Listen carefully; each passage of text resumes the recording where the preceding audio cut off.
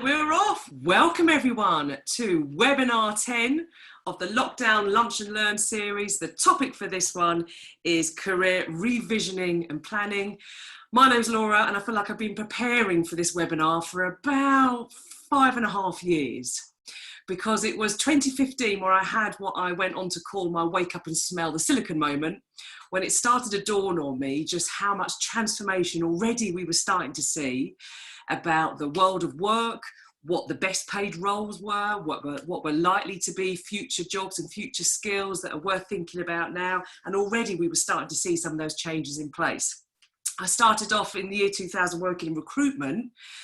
The key question would have been asked then, scanning a candidate's CV. Oh, you've bounced around a bit. Can you tell me some stories so I can talk about how stable you are, and put the clock forward to 2019, so less than a generation, that same CV with lots of bouncing around actually would be viewed and appraised as being considered a really flexible one. And in fact, the question more might have been, well, you've been there for X amount of years, can you give me some examples of how flexible you are? So already within the first 20 years of this new millennium, we were seeing some real shifting sands in terms of the world of work. So it was with great pleasure that I've started this webinar 10, which I've been really looking forward to. And it's really got me thinking. So if I now share the screen, and the goal, as always, with Lockdown Lunch and Learn is to guide your thinking, and feel free to pass this on to whoever you think might find it useful. So the title is Career Revisioning and Planning. I've been finding the quotes and stories of famous explorers and travellers been really quite inspiring. And check this one out, Christopher Columbus. You can never cross the ocean until you have the courage to lose sight of the shore. So even those most trepidatious explorers that mapped out the world as we know it, knew that it took quite a bit of courage to start off something. So these sessions are designed to keep our professional skills sharp, maintained, ready for action on the other side. How we view and do work is hugely personal for each one of us. So let's just start off with a bit of definition. How a job might be defined is a way to make some money. A career is the story that holds that together, a connected employment, set of connected employment opportunities.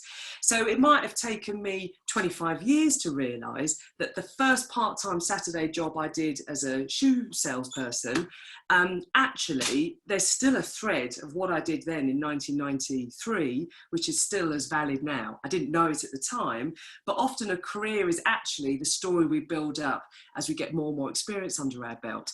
Many are now feeling at sea regarding career plans, hopes and dreams. And it can be daunting to embark on a new journey, regardless of age or experience. So whether you are at the dawn, the high noon, or the twilight of your career, it can be daunting to be suddenly faced with a lot of open water ahead of us, whether that's choice or a circumstance we find ourselves in. But we don't need to know the final journey route in order to start. And in fact, Christopher Columbus again says life has more imagination than we carry in our dreams. So sometimes we just need to get out there to then be able to form some opinions. So I'm hoping with this session that you find it an opportunity to share some practical tips for career visioning and planning. As you can see, I thought I'd amended it, but I hadn't. And this is a great place to learn, judgment-free, one size fits all, and as this is a new situation for us all. The three objectives we're going to look at today, providing some practical suggestions to guide your thinking, no matter how makeshift or temporary your current employment status is we're going to look out at what might be some tips for starting out and mapping new visions and future options with courage. How might I identify and value what I can offer in my future career with confidence, especially if I'm the type of person that actually might be quite modest or humble in the way I describe myself? And how am I going to talk about the skills that I have so I'm as versatile as I can be, repackaging and describing our skills with credibility, whether all I've got might be some work experience or domestic experience, or all I've got might feel like it's a bit kind of from a period of time ago. So we're going to look at how do we repackage and describe it. because I don't have to be the most intelligent, I don't have to be the most qualified or academically brilliant to be able to survive and thrive through rapid change. If I can channel the Fox mindset of being in a continual state of adaptation, then as long as my rate of internal change matches the rate of external change, then I'm supported and relevant for the environment. So first objective we're going to look at is, how do I start? So how do I start and map out some new visions with courage? So check out this advert, reputed to be put in the newspaper in 1913. Men wanted for hazardous journeys, small wages, bitter cold, long months of complete darkness, constant danger, safe return doubtful, honour and recognition in the event of success, put in by Shackleton to recruit for his Arctic exhibition. So would you have applied for that advert? So how do we map out, especially for some of the industries we're in, we're not quite sure the changes that we're going to see around us. So point one, we might need to let go of some bananas and maybe rethink some of our traditional job criteria.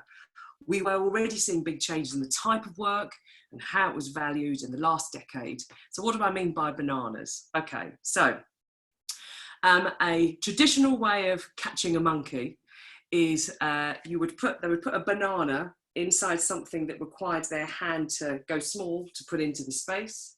They would get the banana, but something in the monkey's brain wouldn't allow it to let go of the banana. So the monkey then becomes trapped in that big weighted cage area. So the monkey is trying to get its hand out, but it can't because it refuses to let go of the grip of the banana. And actually, in order to release and be free, the monkey just needed to work out, I've got to let go of the initial thing I went in for, and actually then I have my freedom. So what a wonderful parallel to maybe some of the constraints that may have served me well in the first part of my phase of my career, but actually now might cage me in now that there may be some different opportunities that are released. So what might I need to let go of some of those bananas, those old criteria that I had that actually might be trapping me into something that no longer is useful for me? I've been interested in a while about the impacts that automation and intelligent technology was having on the job landscape. And this is fascinating if you want to have a bit of a deep read. So the original white paper by Frey and Osborne, the first half of last decade, looked at how actually a lot of the jobs that are potentially people would go into, especially routine ones, were going to have more and more automation. It's been fascinating to observe how what actually has kept some of life continuing in this period of transformation is the ability to have all this technology around us. But that will influence the number and the volume and the type of work that will be available for us in the remaining part of this decade. And in fact, Maslow's hierarchy of needs, written in his paper way back in 1943 by Abraham Maslow, looks at these different levels of needs that we have. And hasn't it been interesting to see the re-evaluation of some of those roles and tasks around the lower level needs, because you can't even think about those higher level needs until some of the lower level needs have been met. However, the self-actualization, feeling that we are the best that we can be, people are also maybe seeing some different ways of being able to achieve that. So the airline pilot, who is now the Tesco delivery driver, the satisfaction from being able to still offer that skill, but maybe in a different context. So personally, I think it's too soon to predict which job sectors are going to grow or decline, because so much is evolving around us.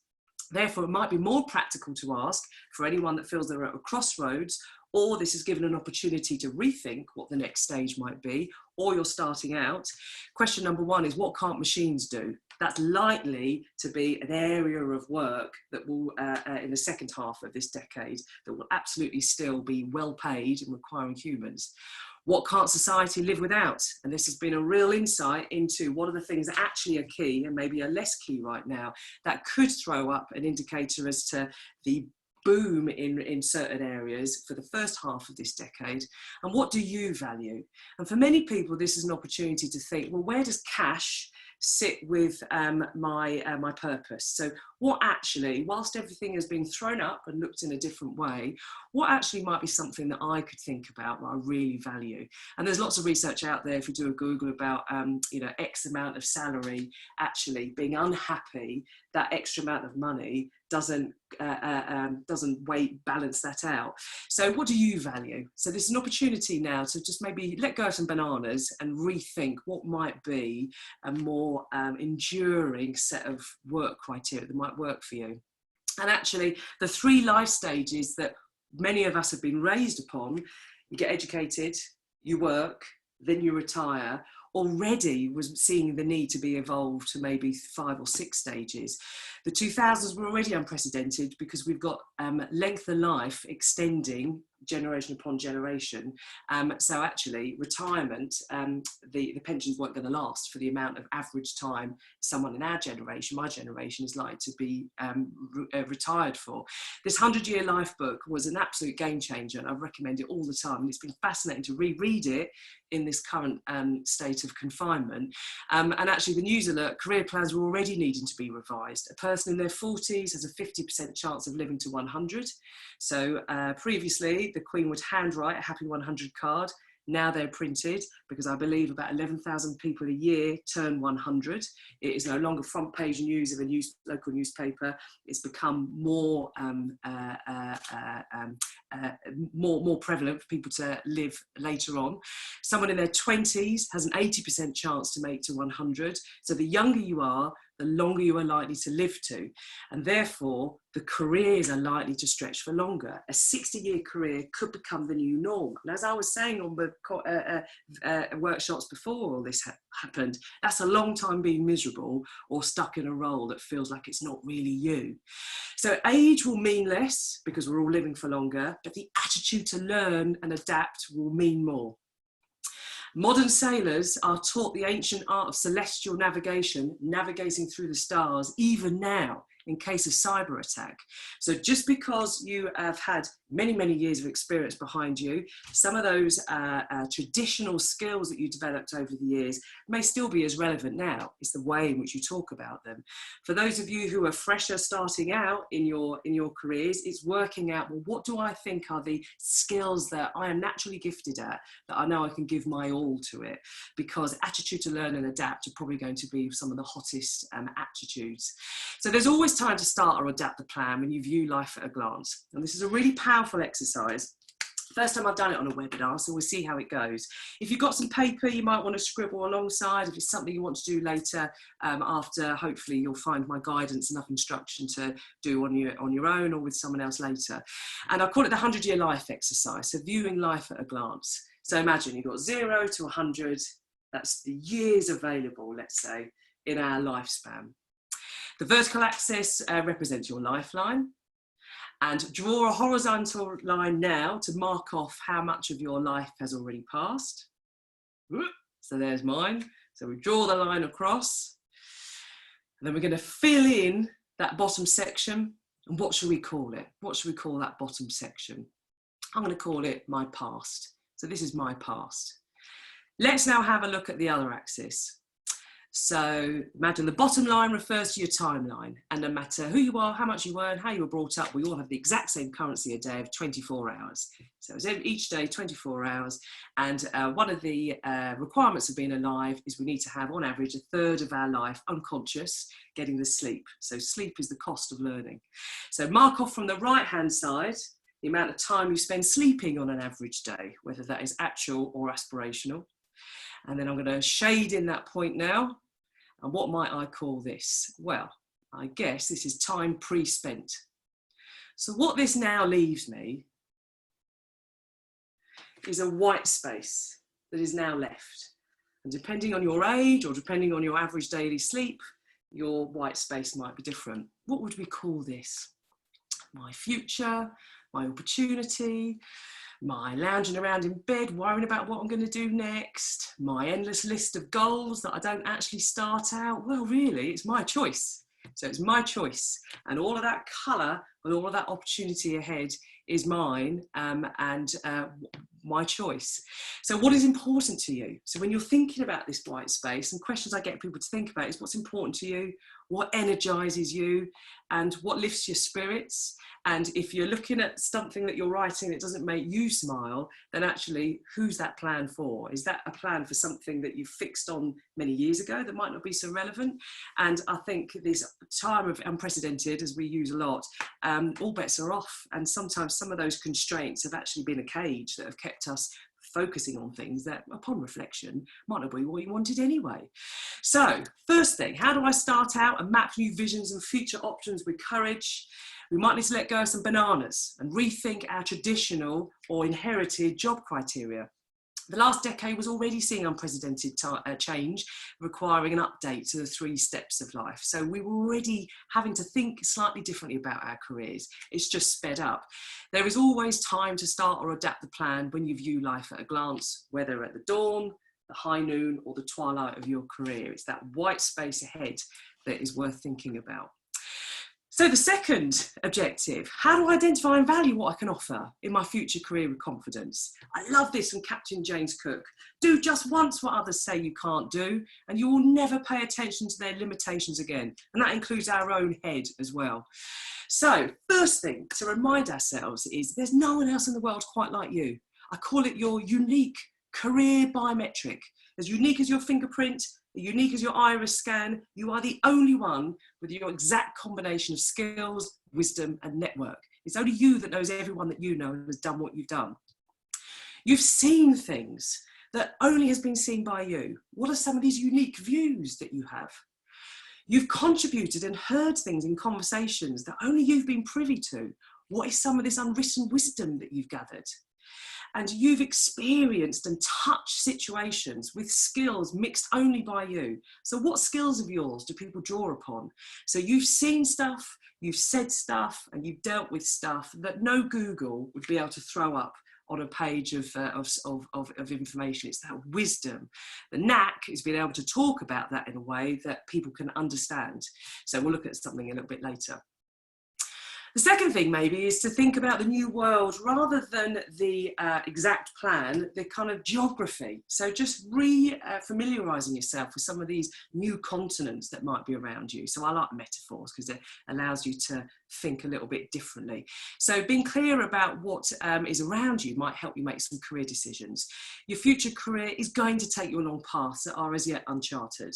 Many of us will retire from jobs that don't exist at the moment, so it's probably more helpful to map out the general geography rather than the precise plan, because you might end up going around the world the wrong way. This helps to open our eyes up to the world of opportunity that is around you. So continent 1, your strengths and preferences, what you're naturally good at that you enjoy doing. Skills and abilities, what have you practiced that has become an acquired work skill? Knowledge, what professional knowledge do you know that is beyond Google? That is like gold dust, what's inside your head. The passions, what fires you up that you're doing for free, that you're finding yourself doing now, that the timeframes have changed in our life. Personal goals, what would you like to achieve in your life and career that has some importance to you? What do you value in terms of how you lead your career? There could be an amazing job ahead, but ethically and morally, it's in an industry that doesn't fit your values. It's important for us to think about our values. And purpose, what's the ultimate impact that you'd like your efforts to make? Because that white space is a gift. So how are we going to use that new geography to maybe explore rather than set precise routes? So these 7 questions might be a good place to start before starting to scan job ads, for example. The third thing in this section is having to think about how to overlay or transfer skills, so being versatile. And already we were seeing a difference. In the past, there would be ordered, time-based and linear progression in jobs along a set path. In fact, it was called the career ladder.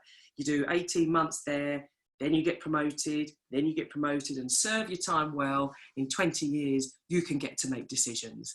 But we were already seeing that that was changing, especially as you have much more matrix organisations and maybe reporting lines that don't actually reflect the roles that you're doing every day.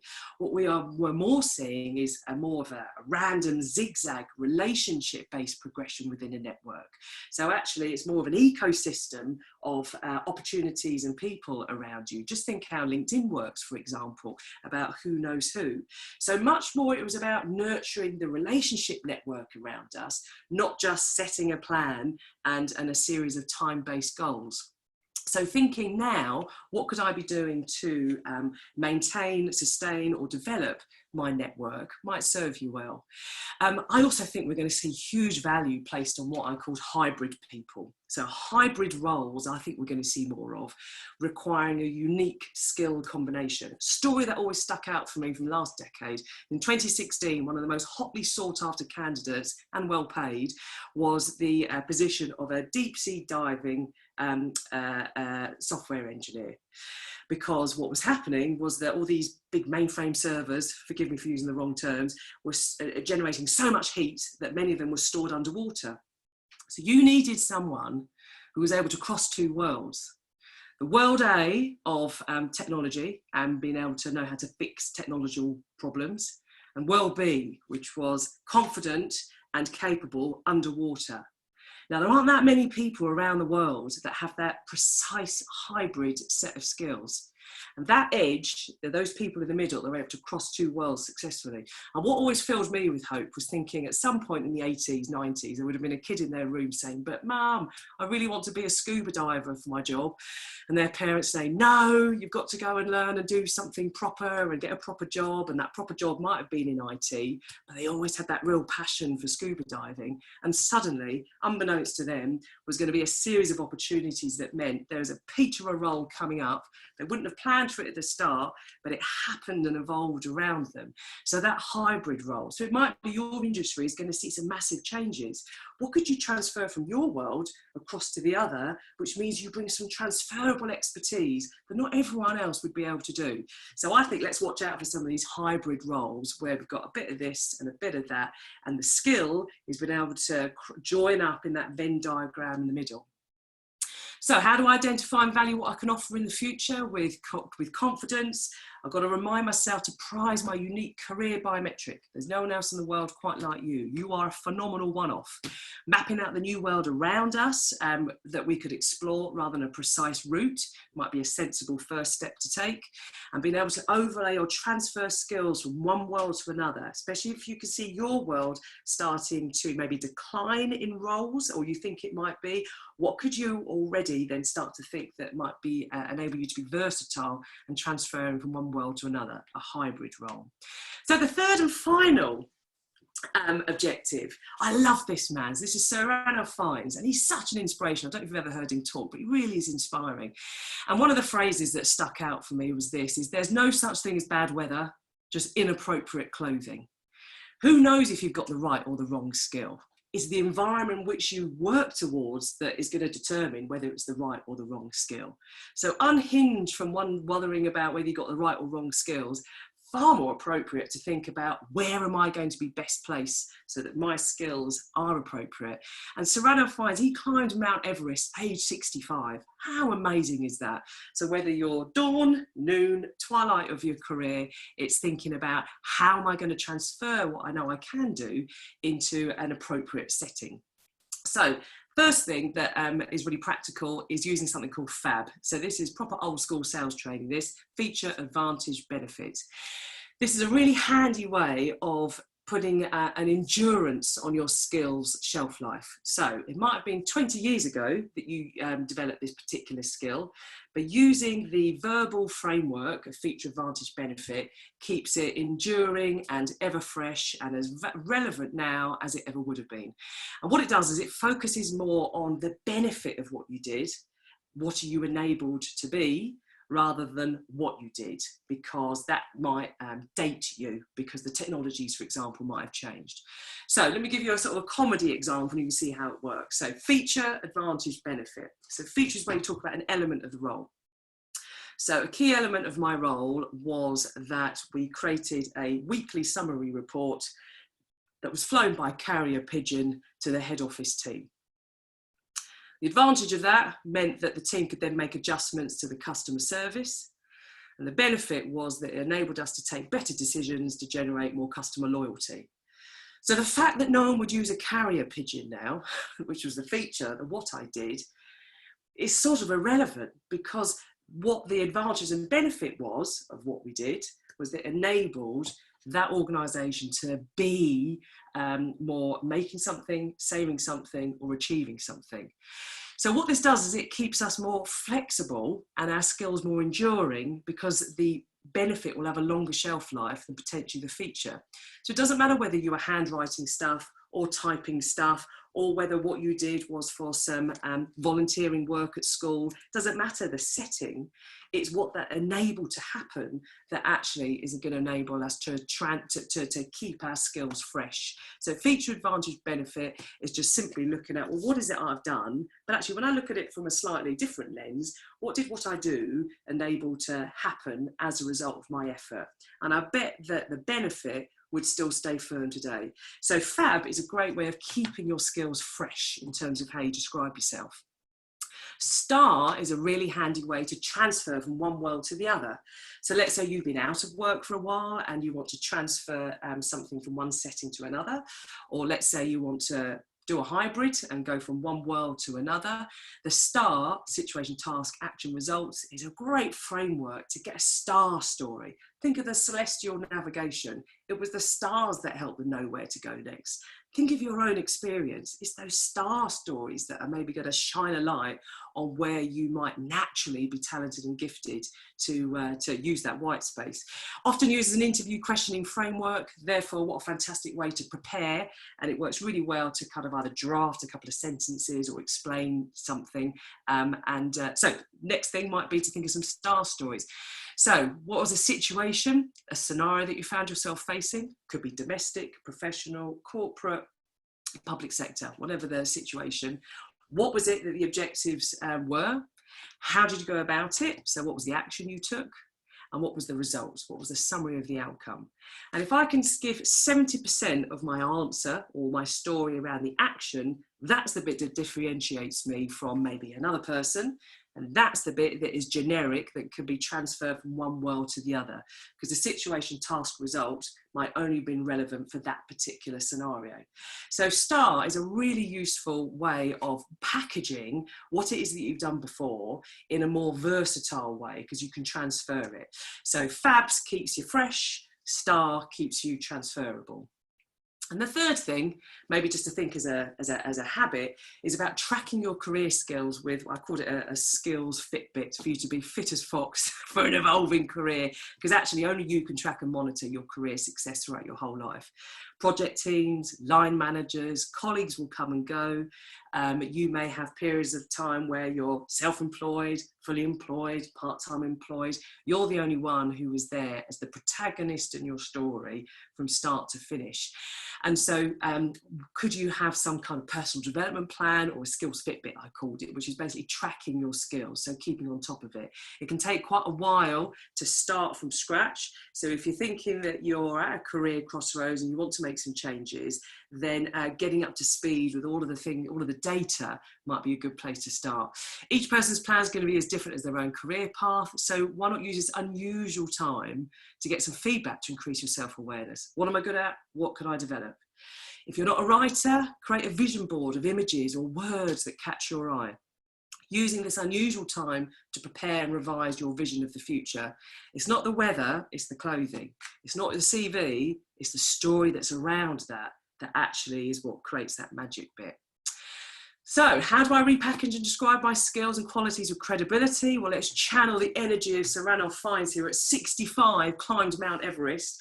Could I move from doing to being? So using feature, advantage, benefit to describe what I've done in more of a fresh, enduring way. Could I transfer from one world to the other so that I'm not fixed in what I've done for the last X amount of years, using a story around STAR in terms of what I've done and therefore how I could do that in the future somewhere else, and getting a little bit more fitter around my skills so I keep fit as fox for an evolving career, no matter what my current employment status is. So I thought, what a fantastic way to close this off. A quote from J.R.R. Tolkien, whose works were all around mammoth epic journeys. Not all those who wander are lost. For anyone that's feeling a bit at sea at the moment, if we were to repackage that as exploring, then suddenly that puts us in the driving seat, and that open space is calling us rather than kind of keeping us stuck on the shore. This period of transformation is testing our skills and developing strengths in many new ways. Many traditional career paths were already changing since 2000. A new age of ownership and accountability for careers was dawning. So this mindset is likely to be useful for the 2020s, regardless of your current stage. It may have been prompted now as something that's front of mind, but it already was starting to dawn upon us that we were going to have to be much more creative and imaginative and accountable for our own careers, with less paths, ladders set out as maybe they had been for previous generations. Confinement could actually be the ideal time to think differently about what the next phase of your career could be, no matter your current situation. So we'll end on a challenge. What would you like to explore next? So to wrap up, these standing stones have been here for 5,000 years. Just think of all the different jobs that they've seen come and go and industries around them. And there they are, weathering the storms, and a key feature of our landscape. There'll be stuff that you loved doing as a child that will still be part of the skill and the natural gift that you have, regardless of where we all find ourselves in the future. What could be the first step in mapping out a new vision and option for your onward career? How will you remain confident to think about the value that you can bring? And how are you going to repackage and describe your skills and qualities in a way that makes you feel good? Because that white space ahead, think of the version of you that could become in that time, with this unusual period of time to think a little bit differently. So my name's Laura. It's been an absolute pleasure to run this webinar 10, Career Revisioning and Planning. Keep human, stay foxy. I wish you well. See you at the next one.